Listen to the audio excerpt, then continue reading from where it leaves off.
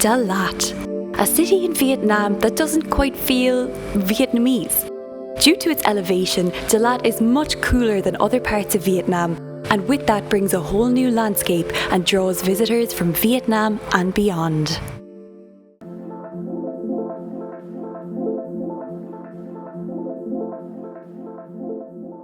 Good morning everybody, I'm here in one of Dalat's many cafes.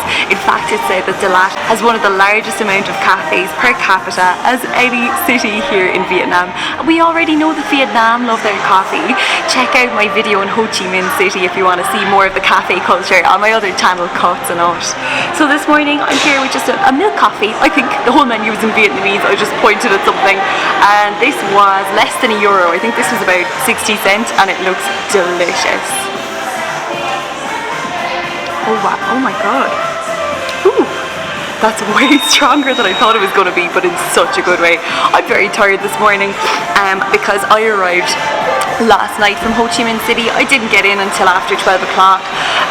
The bus journey was quite long, and although the buses here are very comfortable, it was still kind of a long travel day yesterday. So I've been taking it easy this morning, gonna have a coffee to wake me up before I go and explore Dalat. But what I do know is that Dalat is the coffee capital of Vietnam, which says a lot because after Brazil, Vietnam is actually the second largest exporter of coffee in the world, which I didn't realise.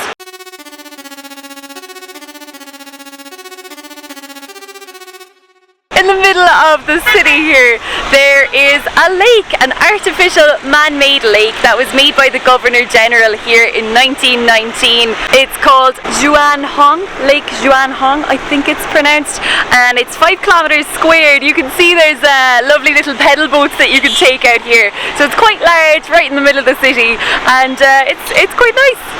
Really interesting to be in a city that is less touristy, less catering for tourists. I think that Dalat has become popular with backpackers in recent years. I have heard that a lot of Vietnamese people come here as well to escape the heat and so on, and to see the beautiful countryside. So it's become popular with Vietnamese tourists, but English isn't spoken anywhere from what I've seen so far. The menus aren't in English, so I went to this lovely place called Bun Cha Hanoi, and this is the menu. And I was just trying to translate on my phone, and 2 of the people working there were trying to help me like translate things. I don't know what I ordered. Okay, this looks amazing, which goes to show that you should always order things that you don't know what they are. It's skewers. It's like pork skewers like this, and it looks so tender and seasoned really well. It's got crunchy onions on the top. I'm excited for this. Ooh.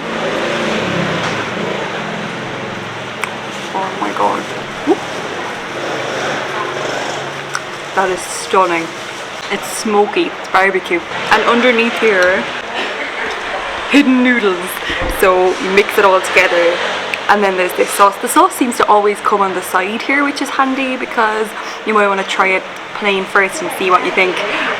So we got some sauce, and there's always like extra chilies and things then, because Vietnamese food isn't actually that spicy, so you might want to add an extra little bit to it.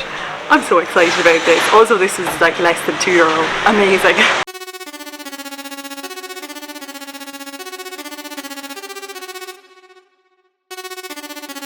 Wow, I'm buzzing. I actually have so much adrenaline because I just did one of my first must-dos in Southeast Asia, which is go on a scooter. Now, I'm too chicken to drive one yet. Everything's on the other side of the road. The traffic is chaotic. The health and safety is non-existent.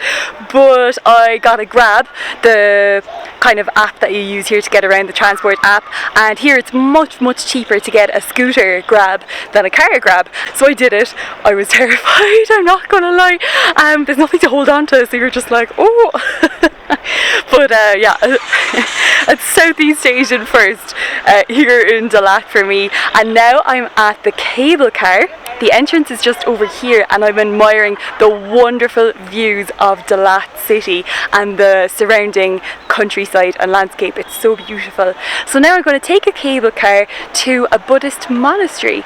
Let's check it out.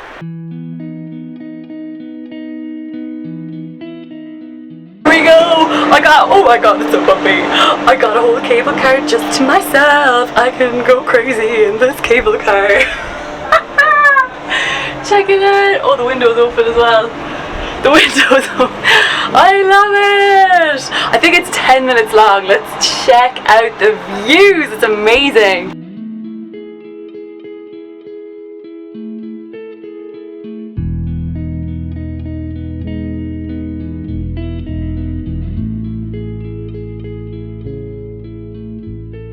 So all around me here now is woodland, and I don't feel like I'm in Vietnam at all. It's almost alpine. I almost feel like I'm in Switzerland or Austria or something.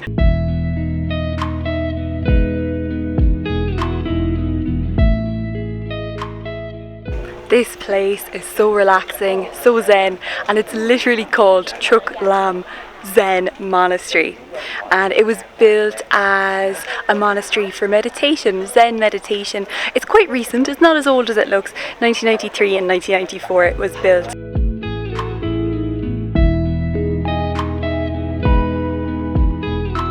This gorgeous golden stupa behind me is in a restricted area, and that's where these people are walking out of, so I do presume that this is where they're studying or worshipping, and they live here then in the monastery. There are rooms, and I've seen some people in them, and there's a place for them to eat and stuff, so it's really cool. Proper working Zen monastery.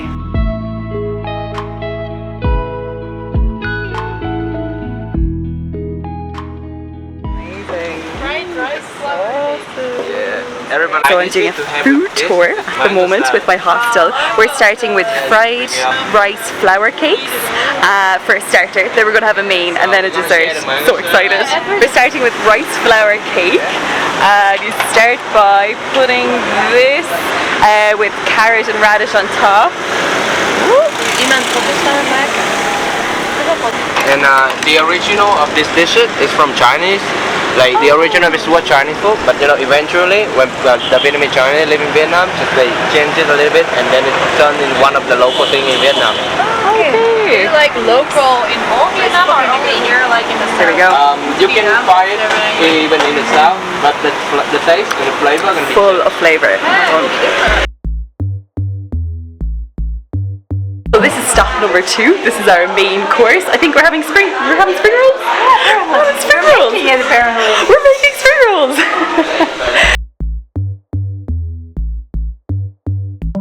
It's like optional. You can put whatever you want, whatever you like in as well, and also some pickle and cucumbers.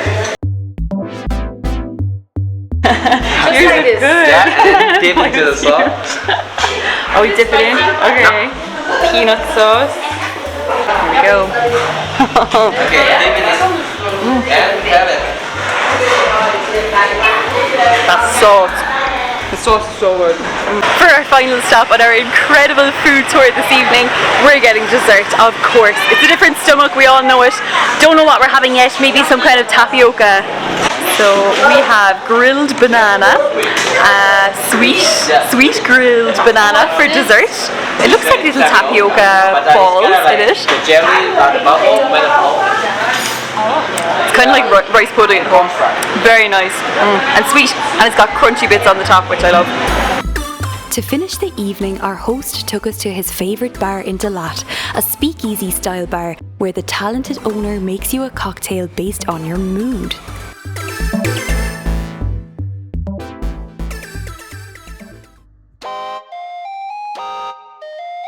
So today we are exploring the Crazy House, which is one of the things that was highly recommended here in Dalat. Let's check it out. So this house was designed by a famous Vietnamese architect called Dang Viet No, I think. And she had the idea for this place in 1990, and it's also a hotel, so you can stay here in these wonderfully designed boutique crafted rooms, or you can just go for a visit for the equivalent of like $250, and it is massive, lots of stairs. This is really cool. It's like a fun house. It reminds me a lot of Alice in Wonderland or something like that. Really unusual.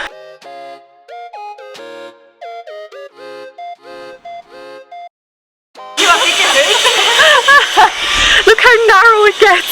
This architect must have had an amazing imagination. Like, to connect all this together, it's huge. It really reminds me of Gaudi's work in Barcelona as well. It's very interesting.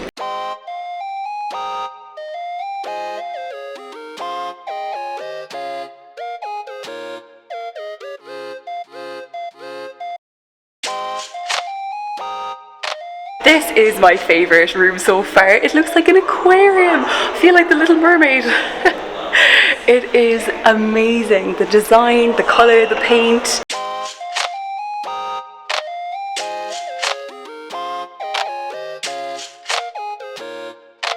So now we're exploring Dalat market here in central Dalat. You got lots of dried fruits from what I can see. A beautiful flower market as well. And we're going to delve a little bit further in right now.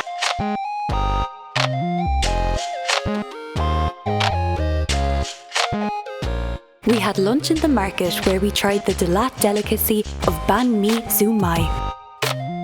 This afternoon I'm at Dalat railway station. It's a very historic station and there's one place that this train goes to. I'm not sure the name, but it's one of the most ornate monasteries here in Vietnam. This train station was built by two Frenchmen here in Dalat in 1932. So it's a very classic style. The train that's left is vintage. It's a tourist attraction in itself coming here to the train station. I definitely recommend it. Check out this train.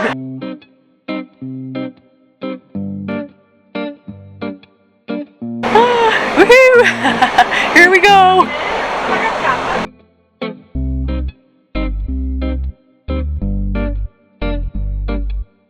So we're going to be on this train for 45 minutes. We're going to a place called Tramat to see a pagoda. That's what's happening, because I didn't know what was happening.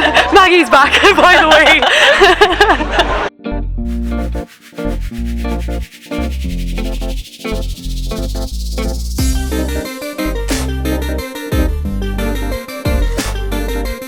So this is Linh Phuc Pagoda behind me here, one of the most ornate pagodas here in Vietnam.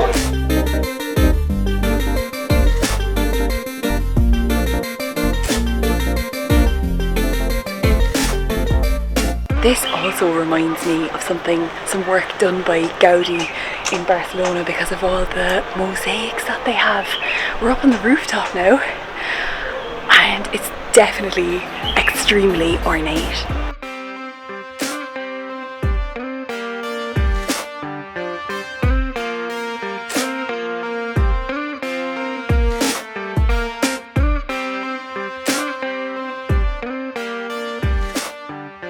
Something that does take a little bit of getting used to here is seeing what we would call the swastika everywhere, but actually in fact it's an ancient Sanskrit symbol that was appropriated by the Nazis, and so it still gives a little bit of a shock every time I see it, but I know that it's because we're in a Buddhist temple and that's not what it means, but it is everywhere.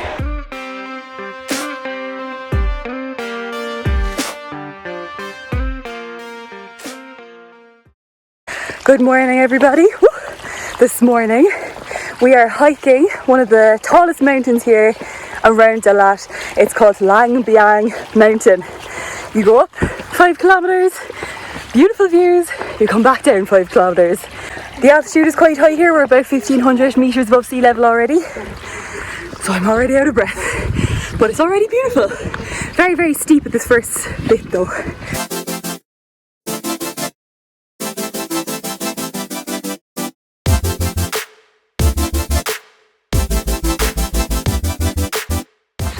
You think this is a hill? This is a hill.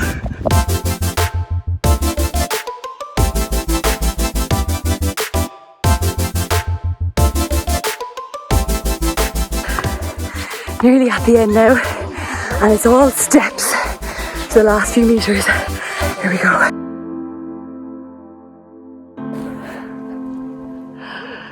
We did it. The views are beautiful.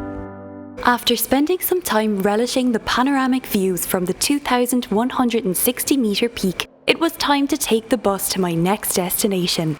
See you in the next place.